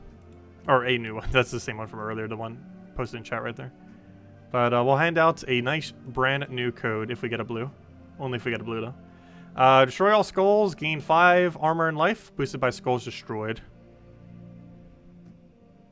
That's pretty bad. Though his base stats makes him really good in first slot. I'd rather have a damage though. Deal 4 damage to an enemy if there are if there are any lycanthropy gems. No. Deal a bunch of scatter damage, jumble the board. No. Why are all of you so bad? I'm just gonna take a first slot, I guess. Okay, now we need a billion damage sources that are way better than that thing. Deal 9 damage to an enemy if the enemy dies, gain 20 souls, otherwise death mark them. Convert all blue gems to red, gain a bunch of armor, very strongest. Why is everything so bad? I'll take Fury. That's 2 really high attack values back to back though. Oh gosh. Are we taking Ethereal Sentry? Are we just going all in on skulls? I think we're just going with an Iron Jaw build at this point. We've literally just become an Iron Jaw build. Yep. We have committed. Oh, actually, Serpent's kind of interesting here. Because it feeds red to our 2 damage sources. Dwarven Gate is so much safer, though. Like, so much safer. Also, worst comes to worst, we could use Ethereal Sentry on the Dwarven Gate and it has a billion armor. That's actually pretty funny. I'm gonna go with that. This team actually ended to not be that bad. It started very weird as one of our like worst drafts, and it has magically turned into what will actually be something pretty funny. Because Ethereal Sentry with Dwarven Gate is actually pretty broken. Because it gains like a billion armor, and then you give it attack based on how much armor it has. And it allows it to not have 0 attack by having like 20 attack instead. But the main thing we're going to use on is on Iron Jaw. He gains a bunch of life and armor, most notably armor. And then we go use Ethereal Sentry on him. And then he gets like 30 attack. I'll basically one-shot everything. Actually, we don't even need that. We just use Ethereal Sentry immediately on it. And it gets to have a billion attack. Still a very weird team. Super skull dependent, that is for sure. Which is a little bit weird because he actually removes all the skulls from the board. So it could be a little bit of a slower team, but curious to see how it pans out. Because it definitely has potential. Also, if it can keep just doing that, that'd be great. Let's do that 1,000 more times. And we'll be golden. Also, I believe we do use every color. So what we could do now is use this onto... Actually, let me take that first. Oh, we got a skull. Never mind. We're taking that first. Get some really lucky board here, gosh. So if this doesn't kill at def marks, which is good. So here, have a def mark. This gets to remove all the skulls. Which might seem like a bad thing. But then we get that happening. And then we feed it attack. And now we have 35 attack! If only we needed 35 attack.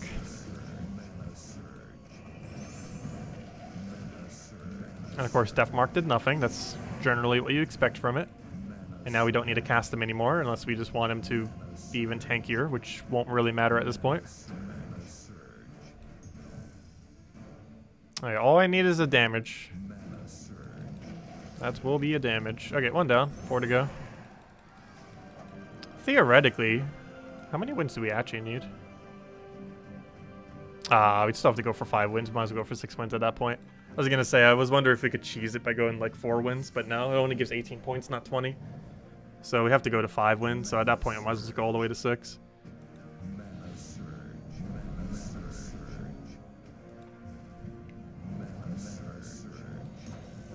Oh, what do we need here? We'll take a blue and hope it surges. He'll just take a skull poke on us. No!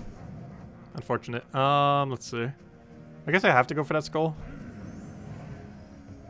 Biggest issue here is he could die. Which would be very bad. No! Okay, plan B. Dwarven Gate. Have some attack. Plan B, make Dwarven Gate just instantly kill everything. Sounds like a perfect plan B. Let our first slot die and have Dwarven Gate be our new carry. And then that will never die. Actually, it could if we go up against a true damage team. But against most teams, it's not going to die. I was like, hey, we get some soul farming in there too. Not like we need it. Get those souls in there. Hey, we have a 28 attack Dwarven Gate. I think we're fine.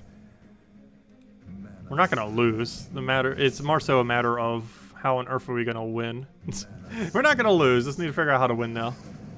By actually getting the skulls we need. Oh no, I don't want to take that move. Oh no. I have to. Oh good, he gave it to us. Thank you. Also, I need my first slot to die. And he keeps not trying to kill it. Oh no, disease made it so we didn't get full mana there. Boo. Let's see. I'll take a blue for now. I need this thing to be dead so it stops buffing his HP. Please die already.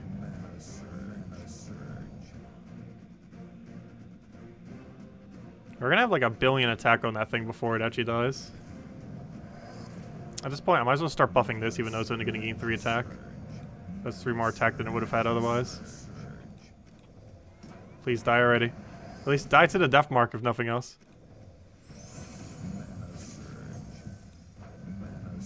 Please, death mark, kill it. Come on, give us this one death mark for once. Gosh, he just does not want to go down. She has 3 armor, yet we still have to keep buffing her just because it keeps gaining so much durability. And refuses to kill it. Look at him go! He's just multiplying the HP at this point.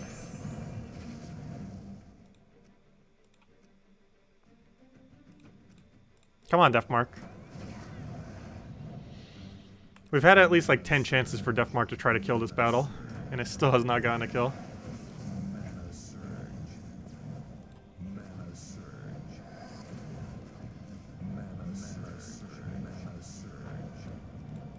Come on, Death Mark, please. Do something, Death Mark. Thank you, finally! Wow. It actually did something. After like 20 attempts.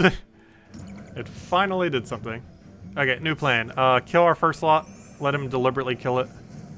And then we, there we go. Oh, I could have also tried killing it with Death Mark. However, now our plan is Dwarven Gate. And this is why we drafted Dwarven Gate instead of Serpents. Because now, We touch him with 2 skulls and he's dead, even though he has like 100 durability. The true backup plan. Unkillable dwarven gates with infinite skull damage. Though technically he can die, but very unlikely. Ha ha ha ha ha. Very unlikely.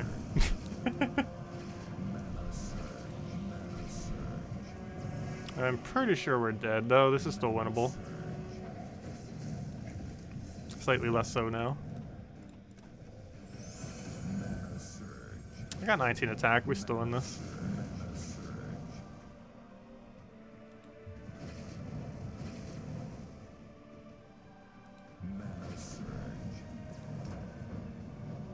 Okay, I gotta hit him twice before he hits us once.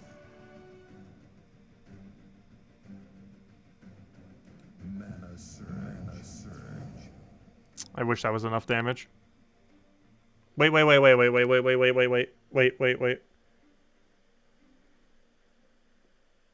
No, that's not gonna hit. He's gonna move down by 3.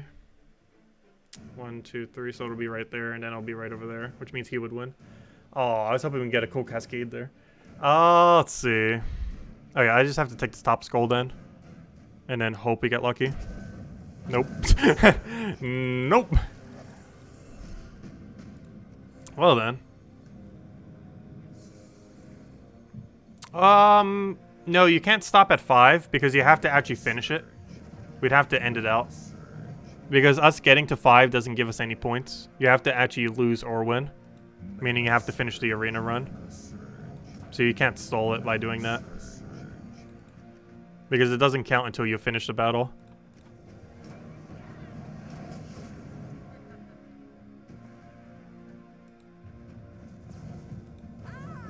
Or, you know, as far as claiming it and finishing the set. So we can't just stall it at 5. Because it has to actually be completed out for it to count the points. Okay, let's try this again. Hopefully with less fails this time. So far, so good on that part. Imagine if we just immediately got a death mark kill. Obviously, turn 1 it can't. But imagine if it killed right here, right now, on the next possible turn. The only turn that could possibly kill on. Nope. Didn't kill on first turn. We had a chance, though. Okay, 3 to go. Technically 2. Let's see. I'll take that over. Oh no, he lost all of his armor. I needed that value. At this point, we might as well just let him die. Okay, plan B. Dwarven Gate carry. A weird combination of words that is relevant for this particular team.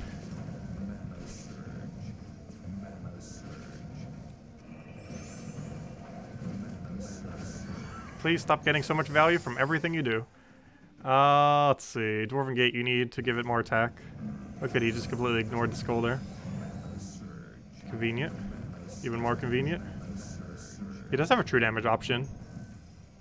Though hopefully we have enough speed that's not going to matter. Just going to take a blue here. Oh no, he got a skull poke there. Luckily he's dead. Alright, one more skull will do him in. Now I just need to find one more skull. Oh, I should have probably taken those blues, though it didn't end up mattering, because there's our skull to win. The almighty Dwarven Gate. He's our entire team right now. Just give him the attack buff and have him auto win. He's one of the high... Actually, does he have one of the higher armors in the game? I can't remember. I don't think it's the highest base armor. I know it's pretty close. It might be the highest. I think it was actually the other gate, the normal Dwarven... Fortress Gate that has the highest. I think his second highest armor in the game. Or maybe his highest armor and the Dwarven Gate was highest HP. Regardless, it's super high armor. One of the highest in the games. Which is really good for this exact situation. Where we can give it attack based on how much armor it has. It's one of the few situations where it is not useless. Go do that one. That's the biggest threat on this team, I would say. So might as well put a death mark on it. in case it actually does something for once. Because Deathmark is supposed to do something. Sure doesn't feel like it most of the time, but it does actually do something. Occasionally. Ever so occasionally. And that is not one of those occasions. Let's see, I'll take the Brown over. Before this thing dies, I should probably go give Dwarven Gate his attack buff. Though he might die right here. Good, he didn't. Just in case. Worst comes to worst. Deathmark, come on. Next turn's the first turn it can possibly kill. See if we get lucky. First turn kill, go. Nope. First turn cleanse. Wonderful. First possible turn it can kill, it cleanse instead. That's pretty much Deathmark in a nutshell.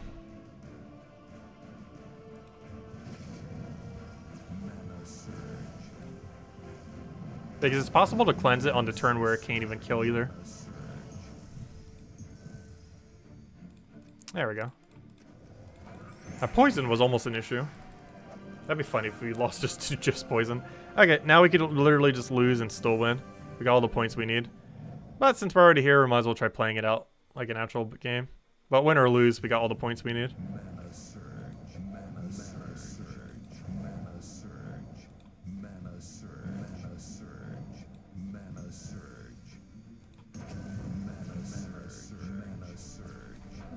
And it should be a pretty easy battle. Unfortunately, I did get a poke on us there. Which means I'm going to have to go out of my way to go do that. So I can then do this. And now we can one-shot all of them. Oh no! I just realized what he has on his team. You know what we have to do. Gotta go throw a Deathmark on that. Oh, that is really bad. We could lose this. This isn't over yet. I need that to die to Deathmark. If we ever needed a Deathmark kill, now is one of those times. Where it would be very beneficial. Like, exceedingly beneficial. Because we actually have a problem if that doesn't die. Like, right now. Oh gosh, that is his base value. Why is it so high? They still haven't modified it. 17 with no magic buffs. He has a 17 armor gain. Please keep Deathmarking it. Go. Go, go, go. Eventually, they will not fail. It can only fail so many times before it eventually succeeds.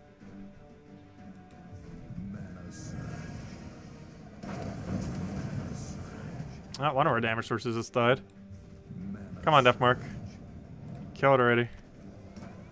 Or at least do enough damage before he can cast. That would also work. Won't even need Deathmark to kill then. If he just simply dies to damage.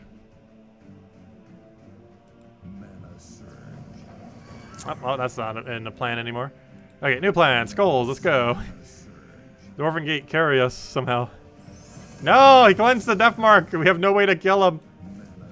Oh no. I think we lost. We may have just lost.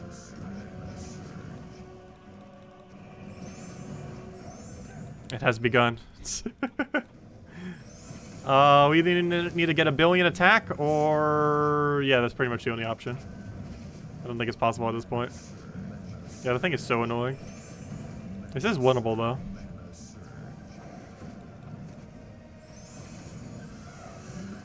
Though very unlikely. Look at those armor values. I don't even think I can one-shot the resummon anymore. Okay, I can. Mostly because Doomskull was there. Coming in for the rescue. Alright, we killed 2. Problem is he's in one-shot range right now. And there's no blue on the board. Come on, blues, where you at? We need you. Oh no, a shuffle! He didn't go for the skull though, for some reason. He took the extra turn instead. Got really lucky there. Could have been way worse. Okay, what's the move right now? Can we bait him into anything? He almost just got another shuffle. Okay, what's the current move? Just take green. Might be able to get a blue off of that. No! He went for the kill. Okay, retreat. Rippity. Luckily, that's all we needed. Success. Okay, there it is. Place your bets now. We'll hand out a code if it's blue. Though you know it's green. I'm pretty sure I called it on Friday night. It's green. 100%. Let's see what it is. Ah, purple. Okay, we hit the in-between. That's decent. That's still worth the amount of time we put in, kind of. Barely. That's like the lowest possible reward we could have gotten that made Arena worth it. Okay, we got a purple. It's not a green, it's not a blue. But it's not a bad one. But there we go. That's the reward for doing all this Arena for like, what, 3.5 hours, 4 hours sometimes, depending on how bad it goes. If we actually would repick, we wouldn't have gotten 2 losses though. But we did it with no repicks again. I think next time we will do repicks though. So far, the last like few arenas, we didn't do any repicks, and we've got some flawless arena runs too, as in like the entire event, no, not a single loss. But this time around, we did lose twice from not having the repicks by just going with whatever team we had by the end of it. But we got a purple at the end, and a little bit of other scraps, the 3 gem keys, 2 event keys, all that. Overall, a really horrible payout event, but that is the current arena event. Hopefully, they'll still buff it in the future. I don't know, I still like doing it for the change of pace though. It's quite a bit different than normal gameplay, if nothing else. And it gives us a reason to actually do it. Purple means 2 keys, right? No. Well, we'll have another one tomorrow night. Same time as always, 2 hours prior to now tomorrow, as we do every single night at 8 p.m. Eastern Standard Time. Tomorrow night, we'll be going over all the Chapter 6 tasks and probably messing around a little bit with the World event. And to go from there. I would say I would mess around with the weapon too. However, the weapon is completely dead content, so nothing really to mess around with there. Rope Dart's just a vastly superior option. It's literally the same mana cost, same color, but way, like 10 times worse, if not even worse than Rope Dart. Like, it is way worse. But you still want to get it for completion's sake, if nothing else. I believe it's 410 gems. You can get it in Soul Forge as well throughout the week, but probably better to get it with gems. Plus you get to help the guild anyways. But anyways, I'm going to be heading out for now. I know, that Royal Clockwork thing is so annoying. Or the thing that ends up giving that armor. It's like an auto-lose if you don't have a true damage option. Or an insta-kill option or something similar. But anyways, guys, thank you so much for stopping by as always. Greatly appreciated.